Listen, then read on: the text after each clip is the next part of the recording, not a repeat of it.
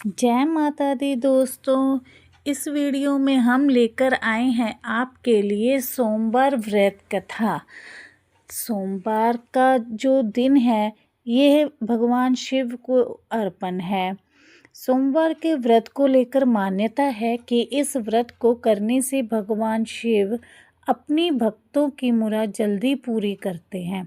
सोमवार का दिन भगवान शिव को समर्पित है, इसीलिए इस दिन भगवान शिव की पूजा और व्रत करने का महत्व और ज़्यादा बढ़ जाता है। यदि आप सोमवार के व्रत करते हैं तो आपको सोमवार व्रत तथा इसकी कथा पढ़ना बेहद ज़रूरी है, क्योंकि इसके बिना आपका व्रत अधूरा माना जाता है। आइए जानते हैं सोमवार व्रत कथा। देवों के देव महादेव बहुत ही भोले माने जाते हैं, इसलिए उनका एक नाम भोलेनाथ जी भी है।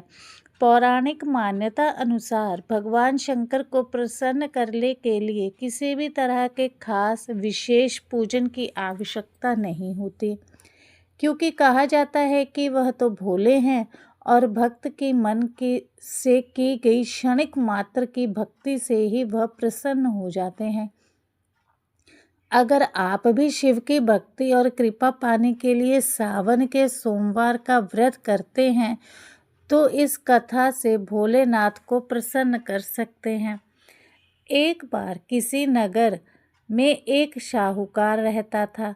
उसके घर में धन की कोई कमी नहीं थी, लेकिन कोई संतान ना होने के कारण वह बहुत दुखी था। संतान प्राप्ति के लिए वह हर सोमवार को व्रत रखता था और पूरी श्रद्धा के साथ शिव मंदिर जाकर भगवान शिव और माता पार्वती की पूजा करता था। उसकी भक्ति देखकर एक दिन माँ पार्वती प्रसन्न होकर भगवान शिव से साहूकार की मनोकामना पूर्ण करने का निवेदन किया। पार्वती जी के आग्रह पर भगवान शिव ने कहा कि हे पार्वती, इस संसार में हर प्रकार का मनुष्य अपने कर्मों का फल भोगता है। जिसके भाग्य में जो हो उसे वही भोगना पड़ता है। लेकिन पार्वती जी ने साहूकार की भक्ति देखकर उसकी मनोकामना पूर्ण करने की इच्छा व्यक्त की।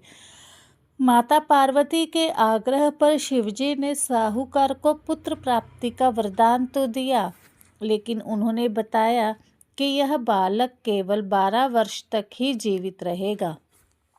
माता पार्वती और भगवान शिव की बातचीत को साहूकार सुन रहा था, इसलिए उसने ना तो इस बात की खुशी थी और ना ही दुख।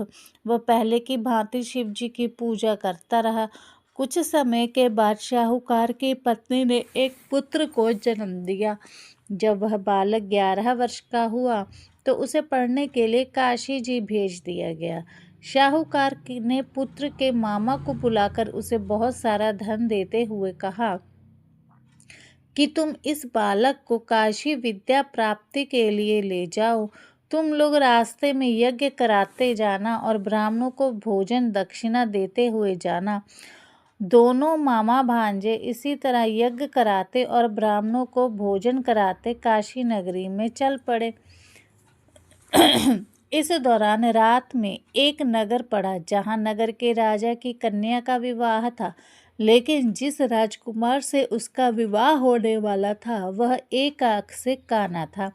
राजकुमार के पिता ने अपने पुत्र के काना होने की बात को छुपाने के लिए सोचा, क्यों ना उसने साहूकार के पुत्र को दूल्हा बनाकर राजकुमारी से विवाह करा दूं।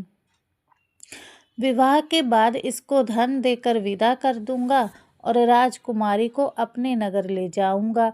लड़के को दूल्हे के वस्त्र पहनाकर राजकुमारी से विवाह करा दिया गया। साहूकार का पुत्र ईमानदार था, उसे यह बात सही नहीं लगी, इसलिए उसने अवसर पाकर राजकुमारी के दुपट्टे पर लिखा कि तुम्हारा विवाह तो मेरे साथ हुआ है, लेकिन जिस राजकुमार के संग तुम्हें भेजा जाएगा वह एक आंख से काना है। मैं तो काशी जी पढ़ने जा रहा हूँ। जब राजकुमारी ने चुन्नी पर लिखी बातें पढ़ी तो उसने अपने माता पिता को यह बात बताई। राजा ने अपनी पुत्री को विदा नहीं किया।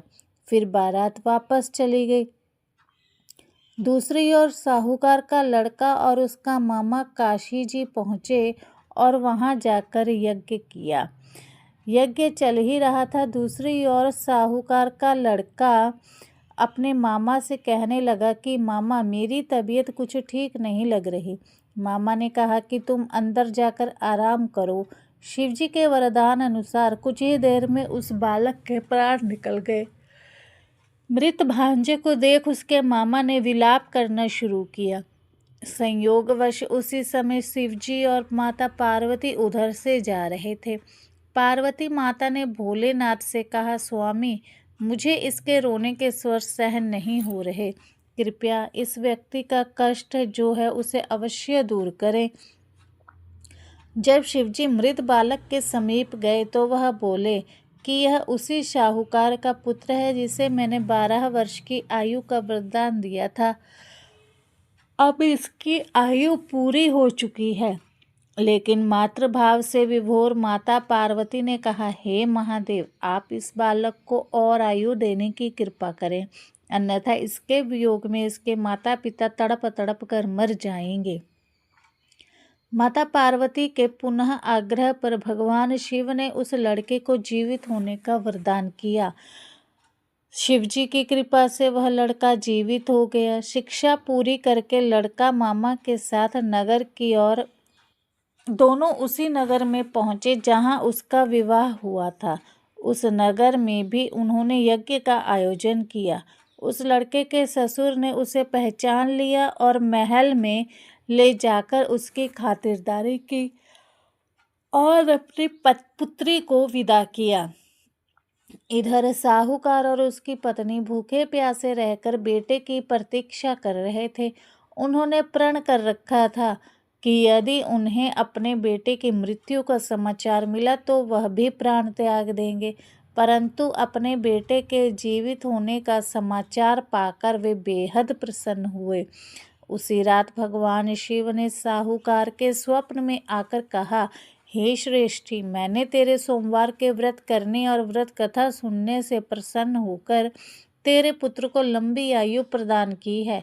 इसी प्रकार जो कोई सोमवार का व्रत करता है या सुनता है और इस कथा को पढ़ता है तो उसके सभी दुख दूर होते हैं और सभी मनोकामनाएं पूरी होती हैं।